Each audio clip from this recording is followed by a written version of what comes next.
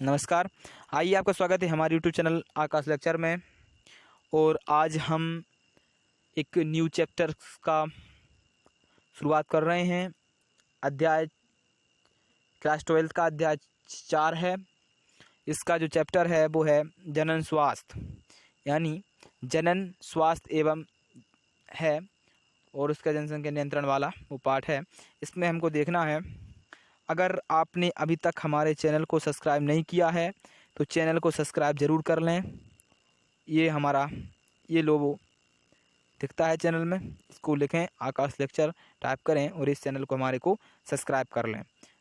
ठीक है, यहाँ पर सारे जो PDF नोट्स भी उपलब्ध हैं वो भी आप डाउनलोड कर सकते हैं। डिस्क्रिप्शन में टेलीग्राम ग्रुप की लिंक दी गई है, आप वहाँ से इसको डाउनलोड कर सकते हैं। और इंस्टाग्राम पे फॉलो भी करें, वहाँ से हमारी सारी की सारी जानकारियाँ उपलब्ध होती हैं। चलिए शुरुआत करते हैं आज के लेक्चर की। तो पहला पॉइंट है परिवार नियोजन कार्यक्रम, फैमिली प्लानिंग प्रोग्राम। जो फैमिली प्लानिंग प्रोग्राम था वो क्या था, उसके बारे में हम करते हैं चर्चा। तो परिवार नियोजन कार्यक्रम क्या था? परिवार नियोजन कार्यक्रम, family planning program, family planning program को देखेंगे तो भारत में जनन स्वास्थ्य जैसे लक्ष्यों की प्राप्ति हेतु राष्ट्रीय स्तर पर पहला प्रयास सन 1951 में परिवार नियोजन नाम से प्रारंभ किया गया। 1951 में परिवार नियोजन पहले कब स्थापित हुआ था? 1951 में परिवार नियोजन स्थापित हुआ। भारत विश्व में पहला ऐसा देश था जिसमें राष्ट्रीय स्तर पर संपूर्ण जो जनन स्वास्थ्य के सामाजिक लक्ष्य के रूप में प्राप्ति के लिए स्वतंत्रता प्राप्त करने में के महज 4 साल बाद यानी कि 1951 में एक महत्वाकांक्षी कार्यक्रम को प्रारंभ किया। इसका प्रतीक जो था लाल त्रिकोण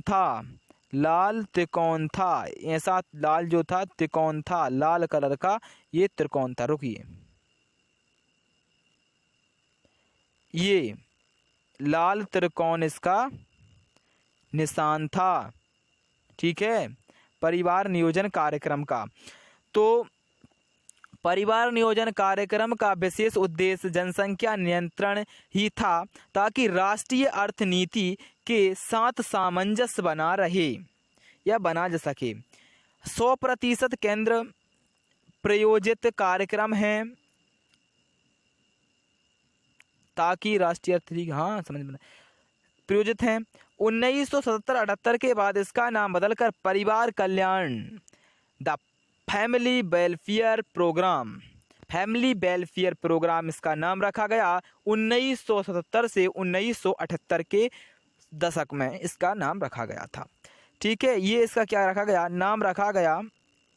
और इसमें और क्या है कि पिछले दशकों में इसका बहुत मूल्यांकन भी किया गया। मूल्यांकन भी इसका किया गया। ठीक है, आप वो देख लीजिए।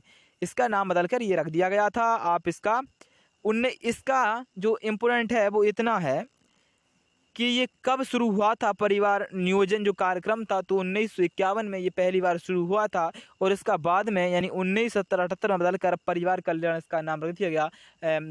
द फैमिली वेलफेयर प्रोग्राम इसका नाम रख दिया गया। पहले इसका नाम था फैमिली प्लानिंग प्रोग्राम, जो 1951 में रखा गया था वो ये था। ठीक है, आप इसको याद रखिए। चलिए अब आ जाते हैं, क्या है उल्बवेदन या एम्यूनियोसेंटोसिस। एम्यूनियोसेंटोसिस जो है वो क्या है उसके बारे में हम देखेंगे। आज का पूरा टॉपिक जो है वो एम्यूनियोसेंटोसिस के बारे में ही है। उल्बवेदन परीक्षण जिसे बोलते हैं उसी के बारे में है। क्या है ये सारा पढ़ेंगे। तो उल्ब एक भ्रूणीय कला, उल्ब एक क्या होती है, भ्रूणीय कला है। गर्भावस्था में के जो समय भ्रूण या गर्भ उल्ब तरल, जो गर्भ कब में जो आसपास जो तरल होता है उसके गर्भाशय में से भरी एक गुहा उल्ब गुहा कहलाती है, जो उल्ब कला से ढकी होती है। ये गुहा किससे ढकी होती है? उल्ब कला से ढकी होती है। ये देखिए, सॉरी, देखिए ये हुआ गर्भाशय, ये हुआ गर्भाशय। अब गर्भाशय में ये कला हो गई, इसमें ये तरल भरा है, ये तरल, इसी को बोलते हैं हम उल्व तरल। ठीक है, इसी को निकालते हैं इंजेक्शन के माध्यम से, और फिर जो सारा वो करती हैं क्रियाएं वो हम बाद में देखेंगे। तो चलिए शुरुआत करते हैं अपने सेशन की। हाँ, तो यहाँ थे हम उल्व। ठीक है, अब क्या होता है, उल्व तरल में भ्रूण की कुछ कोशिकाएं भी निलंबित होती हैं। उल्व भेदन तकनीकी में एक इंजेक्शन की मदद से, एक इंजेक्शन होता है, इसकी मदद से कुछ तरल उल्व गुहा के से निकाल दिया जाता है, लिया जाता है व इसमें उपस्थित कोशिकाओं के गुणसूत्रों की जांच कर भ्रूणीय विकृति। हाँ, इसमें जो इम्पोर्टेंट सिम्टम्स हैं वो ये ही है, क्या है, इसके द्वारा कोशिकाओं की उपस्थिति में भ्रूणीय विकृति जो होती है उसी का पता लगाया जाता है। गुणसूत्रों के की जांच से भ्रूण की विकृति या असामान्यता का पता लगाया जाता है। पिछले दशकों में इस तकनीकी का जो दुरुपयोग हो रहा है वो भ्रूणीय लिंग जांच में भी किया जा रहा है, इसलिए इसे भारत सरकार द्वारा अवैध घोषित कर दिया गया है। ठीक है, हम सब देखते चलेंगे धीरे कर कर। क्या होता है, उल्व एक भ्रूणीय कला होती है जो उसके आसपास अंदर उसके चारों ओर एक तरल भरा होता है, उसे उल्व तरल कहते हैं। उसी तरल को बाहर निकाल कर उसकी जो इंजेक्शन के माध्यम से बाहर निकाल दिया जाता है और फिर उसके गुणसूत्रों का विश्लेषण किया जाता है, उनकी जांच की जाती है और उस आधार पर उनकी विकृति और असामान्यताओं का पता लगाया जाता है। और इस तकनीकी का जो प्रयोग है वो पिछले दशकों में लिंग भ्रूणीय हत्या के लिए प्रयोग किया जाने लगा, इसलिए इसे भारत सरकार द्वारा अवैध घोषित कर दिया गया। ठीक है, ये हो गई बात। अब हम देखते हैं आगे क्या है, उल्व परीक्षण कैसे किया जाता है वो हमें देखना है। चलिए, उल्व परीक्षण कैसे किया जाता है करते हैं शुरुआत।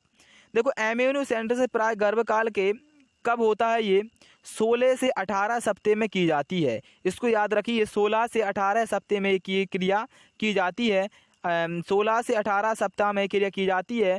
भ्रूण की उम्र, स्थिति, अपरा जिसे बोलते हैं प्लेसेंटा का स्थान, ताकि एम्यूनिटिक द्रव्य की मात्रा का सही पता लगाने के लिए अल्ट्रासाउंड स्कैनिंग की मदद ली जाती है। इसमें किसकी मदद ली जाती है, अल्ट्रासाउंड स्कैनिंग की। ये क्वेश्चन बन चुका है कई बार कि एम्यूनोसेंटोसिस में ये किस सप्ताहों में होता है, ये क्वेश्चन बना है। तो ये 16 से 18 सप्ताहों में होता है और इसमें किसके जो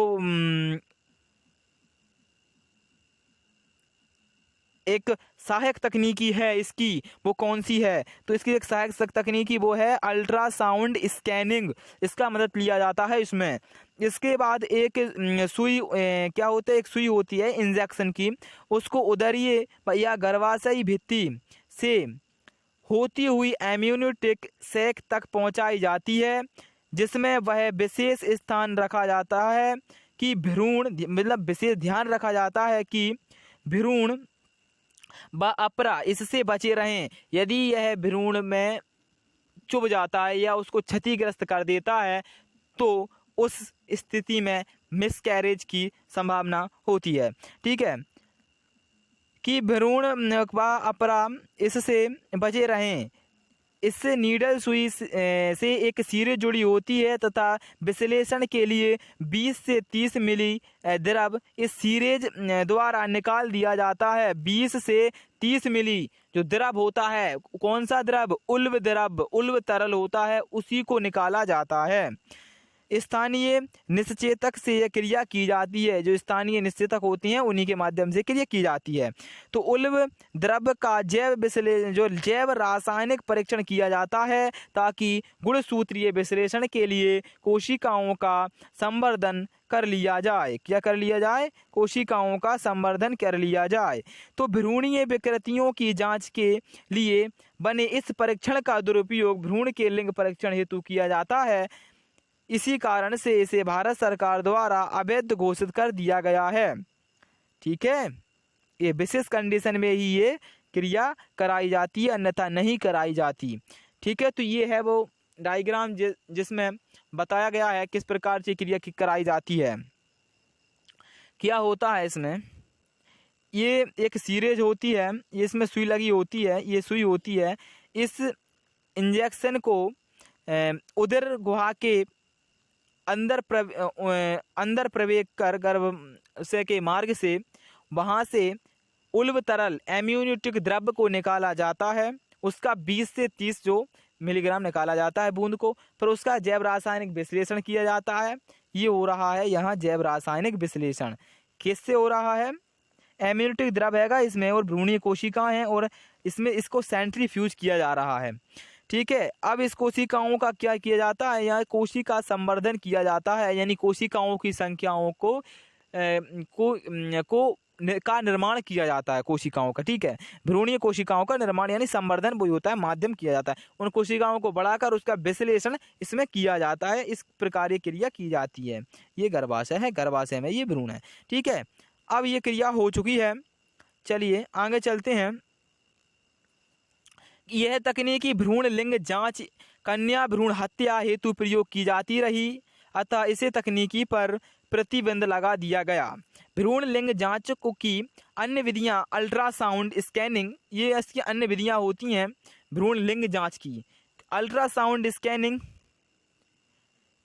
कैरियोनिक विलस स्पिलिंग सैम्पलिंग होती है, सॉरी क्या होती है, कैरियोनिक विलस सैम्पलिंग आदि भारत सरकार द्वारा भ्रूणीय लिंग परीक्षण को अवैधानिक यानी गैर कानूनी कर दिया गया। व्यापक बाल प्रतिरक्षीकरण यानी टीका कार्यक्रम इसके क्या थे, सहायक, और जनन संबंधी विभिन्न क्षेत्रों में अनुसंधान को बढ़ावा देना, समय समय पर बेहतर तकनीकों और नई कार्यनीतियों का क्रियान्वयन करना, सरकारी तथा गैर सरकारी एजेंसियां नई विधियां तलाशें व विद्यमान विधियों को बेहतर बनाने का काम करती हैं इन क्रियाओं के माध्यम से। ठीक है, चलिए अब आ जाता है जनन व बाल स्वास्थ्य देखभाल कार्यक्रम की आवश्यकताएं। Need of the reproductive and child health care program क्या हैगा, need of reproductive and child health care program. इस प्रोग्राम के तहत क्या किया जाता था, मतलब कि जनन व बाल स्वास्थ्य देखभाल कार्यक्रम की आवश्यकता क्यों पड़ गई। ठीक है, ये बताना है। देखो, जनन व बाल स्वास्थ्य देखभाल कार्यक्रम के सफल क्रियान्वयन हेतु इसकी कुछ विशिष्ट जो आवश्यकताएं हैं वो क्या हैं, जैसे व्यावसायिक विशेषज्ञता, यानी व्यावसायिक में क्या होनी चाहिए, विशेषज्ञता होनी चाहिए, और मजबूत संरचनात्मक सुविधाएं, संरचनात्मक यानी स्ट्रॉन्ग जो स्ट्रक्चरल सपोर्ट होनी चाहिए। चलिए, इन्फ्रास्ट्रक्चरल, चलो ठीक है। भौतिक साधन होने चाहिए, मटेरियल का क्या होना चाहिए, सपोर्ट होने चाहिए। इनके लिए एक ये इम्पोर्टेंट नहीं है, इसको नहीं करना है, वहाँ तक इसको करना ही नहीं है इसको। ठीक है, ये करना है, क्या करना है, जनन व बाल स्वास्थ्य देखभाल कार्यक्रम की कमियां, drawback of reproductive and child health care program. ठीक है, इसको देखना है। तो आर्थिक संसाधन में की कमी, आर्थिक संसाधन की कमी से बाल स्वास्थ्य जो है उसकी क्या है, देखभाल नहीं हो सकती एक बच्चे की, और मानव संसाधनों की कमी से भी हो सकती है। भौतिक व संरचनात्मक सुविधाओं की कमी से भी एक बच्चा कुपोषित हो सकता है। भौतिक व है ना, अब आता है लोगों तक व्यापक पहुंच की कमी, यानी उनको अधिक जानकारी नहीं होती है, जिस कारण से टीका हुए कुछ वैक्सीन्स आज ये होती हैं, उनकी अवस्था में उनको ज्ञान नहीं होता है। लोगों की जागरूकता का अभाव, लोगों में जागरूकता यानी वही है अशिक्षा होना, वही जागरूकता नहीं होती उसमें, तो वो कुछ इंजेक्शन नहीं करवाते हैं। ठीक है, और प्रसवोत्तर देख रेख की अपर्याप्तता, उसमें जो प्रसव होता है तो उसके उपरांत माँ की सही से देखभाल नहीं की जाती है, ये सारी इसमें क्या होती हैं, ये इसकी कमियां होती हैं। ठीक है, तो आज हम ये छोटा सा लेक्चर लेके आए थे, लेकिन कल से हम इसका डिटेल में शुरुआत कर रहे हैं पूरे पार्ट की, तो आप बने रहें हमारे साथ। अगर अभी तक आपने हमारे चैनल को सब्सक्राइब नहीं किया है तो चैनल को सब्सक्राइब जरूर कर लें। थैंक यू, धन्यवाद।